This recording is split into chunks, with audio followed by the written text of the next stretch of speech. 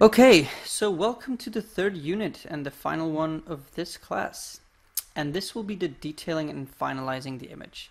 So we've got the main composition, the main ideas there, but we're still missing a few things. You can see that we're still missing some lighting and stuff.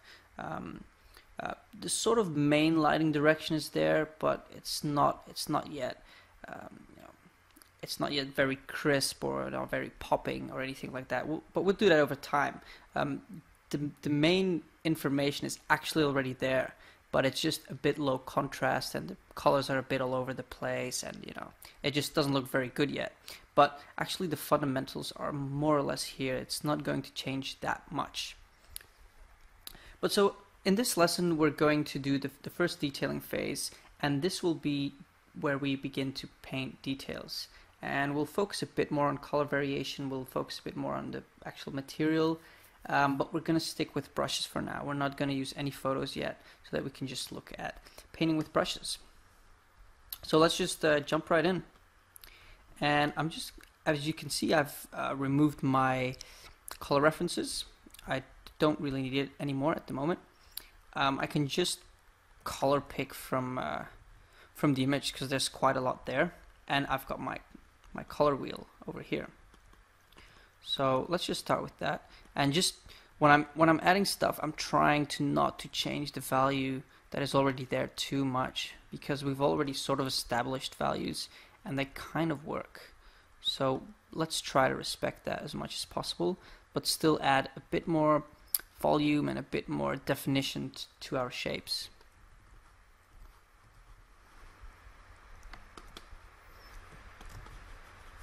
So I'll work on this big one a bit.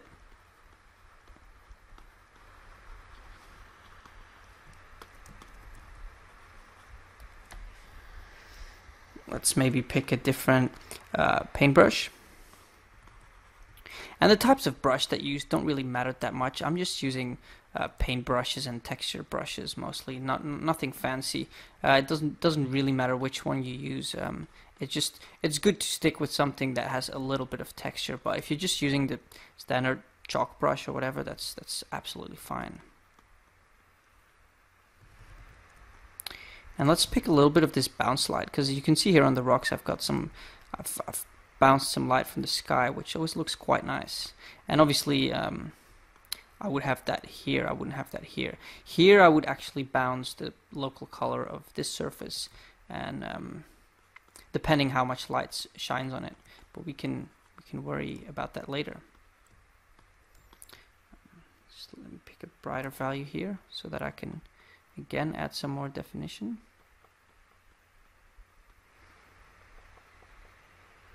And don't forget to look in your navigator, because you can sometimes see what's going on much better.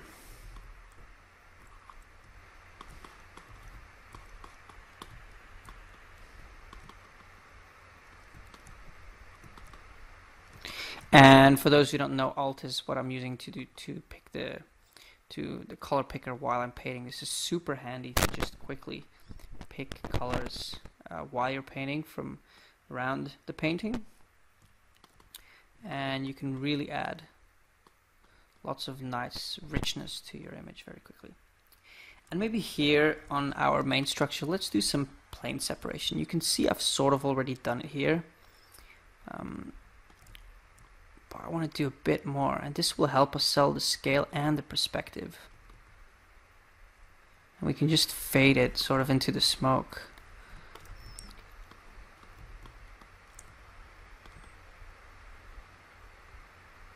And just try to think of your perspective as much as possible. What angle are we looking at? We're really low angle, so let's try to emphasize that by making sure that everything we paint looks sort of like we're looking at it from underneath. We're standing underneath it. So we can never really see the top of a structure. You can never see the top of the building from a street level. It's simply impossible. So these are kind of like things that you have to keep in mind, so that you don't kill the perspective or the illusion of perspective.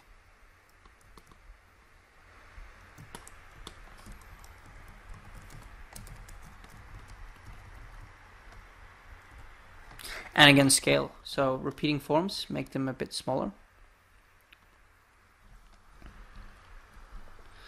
Okay, now I'm going to jump to these ones, and I think I want to add a little bit of illumination there on the bottom. I quite like this here, so I'll just...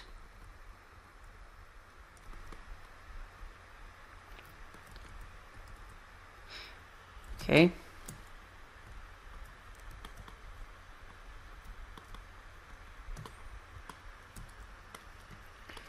And this one here, we got the nice little reds going on, a little bit of variety. And maybe the foreground can just use a little bit more work. What we can do, for example, is just copy this piece there, and maybe cut a little bit off here, make that a bit smaller.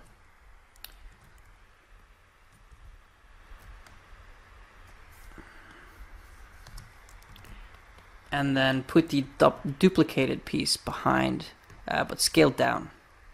And just scaling down the same thing will, the same element, just an exact copy, will actually give you the illusion of perspective, because we're just copying the same shape that we see, and we're just, literally scaling it down. And maybe we can do it twice, just to sort of exaggerate and, illustrate my point.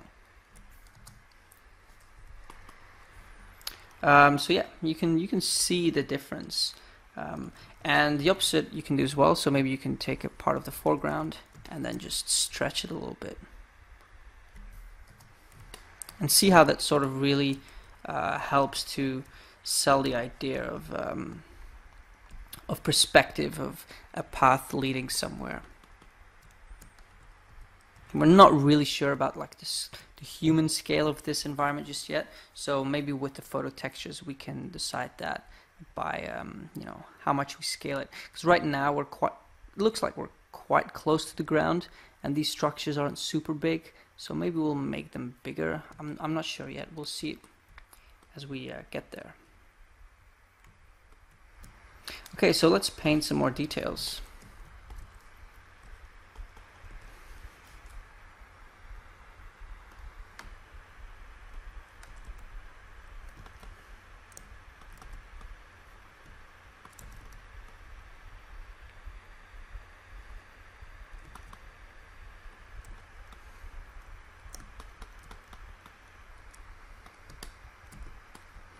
Let's try some color variation again.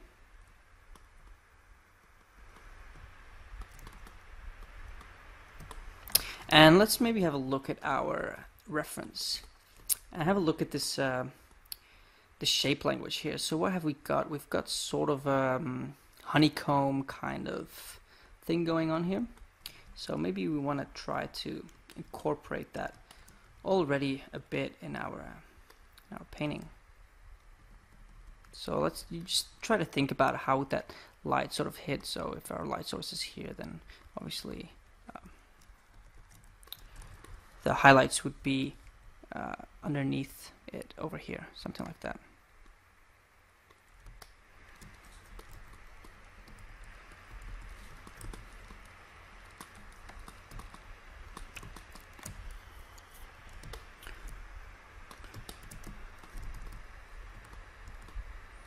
So I'm just applying a little bit of painted detail, but obviously we're gonna nicely crank this up with textures later on.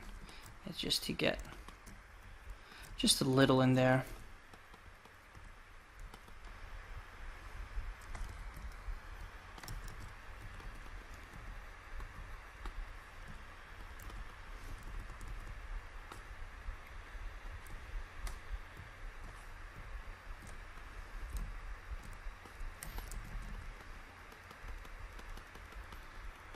This we can do some more bounce lights. It's always good to include the color of the environment subtly into your painting, maybe at a slightly darker value. But the sky is a bright thing, and it actually bounces a lot, definitely in the shaded areas, the areas that are not completely lit or not lit at all. A lot of spill from the sky can be seen. That's, for example, why shadows tend to look cool and blue. Often they're just reflecting a blue sky. Okay, and I'm also going to refine the shapes a little bit. So this back shape here is quite rough, and it's stylized, which I like, but that's not really the style we're going for right now. So I'm just going to use the lasso tool and just cut a bit away. And since I know it's far away, I don't have to worry about fine detail. I can do it pretty fine, which is, it's totally okay. Again, this will help us sell the scale of whatever we're looking at.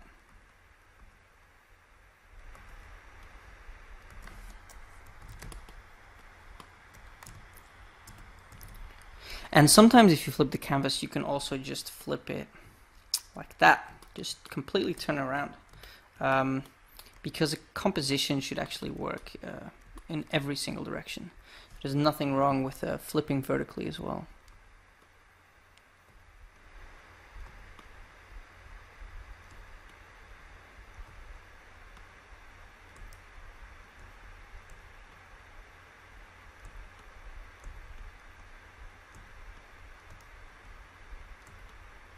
I'm just making tiny little cuts just to sell that scale again. Give it the illusion that it's far away and much bigger. And some smoke, some atmosphere in there. Always works nicely as well. Okay, so I might do a little bit more work on this, but I think you kind of get the main point. In the next lesson, we're going to look at texture detailing, and this is really going to res up our image really fast. So I hope by now that you've collected some textures, some images that you're allowed to use, of the environment that you pick, the type of environment, and the juxtaposition element that we talked about. So those two. But I think in my case, for example, the juxtaposition one is the most important because I haven't got that much space for other stuff. It sort of depends how I'm going to fill this big structure over here and this foreground. But the rest will probably be mostly coral based. Okay, so let's go to the next lesson about texture detailing.